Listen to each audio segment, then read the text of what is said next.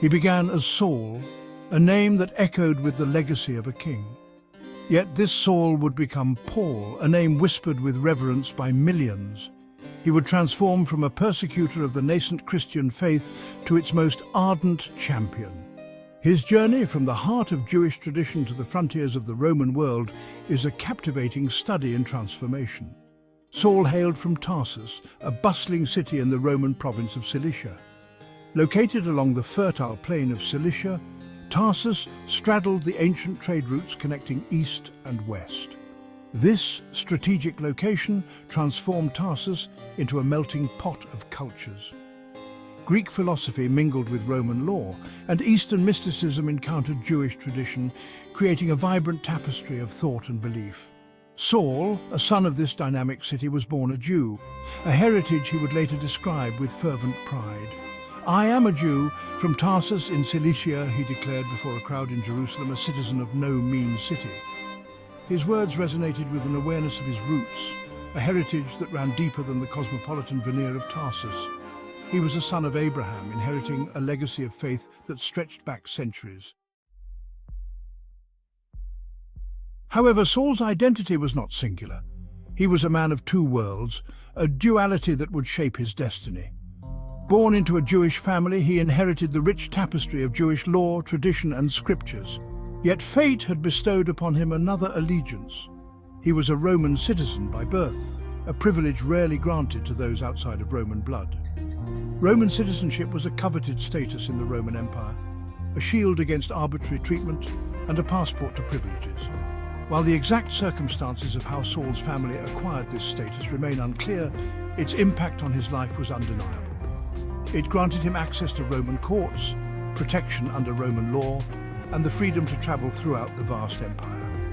This legal shield and social mobility would later prove crucial in his ministry, allowing him to spread the Christian message across the empire. Saul was a man of sharp intellect, hungry for knowledge and unwavering in his convictions. He was sent to Jerusalem, the epicenter of Jewish life, to study under Gamaliel, one of the most renowned rabbis of the time. Gamaliel, a man of great wisdom and moderation, instilled in his pupils a deep respect for Jewish law and tradition. Under his tutelage, Saul delved into the intricacies of the Mosaic law, the oral traditions, and the interpretations that had been debated and codified over generations. He emerged from his studies a staunch Pharisee, a member of a Jewish sect known for their strict adherence to the law and their belief in the resurrection of the dead. The Pharisees were the intellectuals of their time, the guardians of tradition, and the interpreters of the law. Saul, with his sharp mind and passionate nature, embraced the Pharisaic way of life with unwavering zeal. The bustling streets of Jerusalem became his new classroom. Here, amidst the cacophony of languages and the vibrant tapestry of cultures, Saul honed his linguistic skills. He was fluent in Hebrew and Aramaic, the languages of his forefathers, and the common tongue of Judea. He was also proficient in Greek, the language of philosophy and commerce that permeated the Eastern Mediterranean.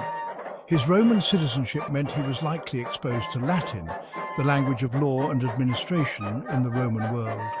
This rare multilingualism would become a crucial asset in his future ministry, enabling him to communicate with a diverse array of people across the Roman world.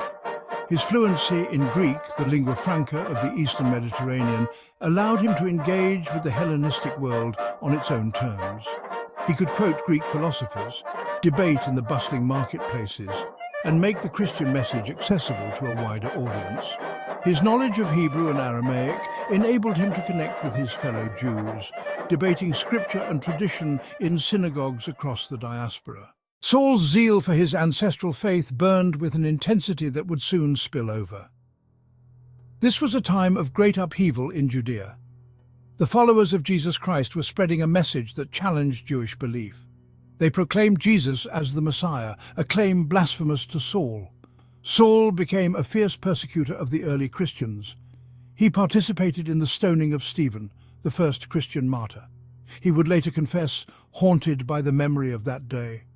His persecution extended beyond Jerusalem. "I persecuted the Church of God beyond measure," he wrote.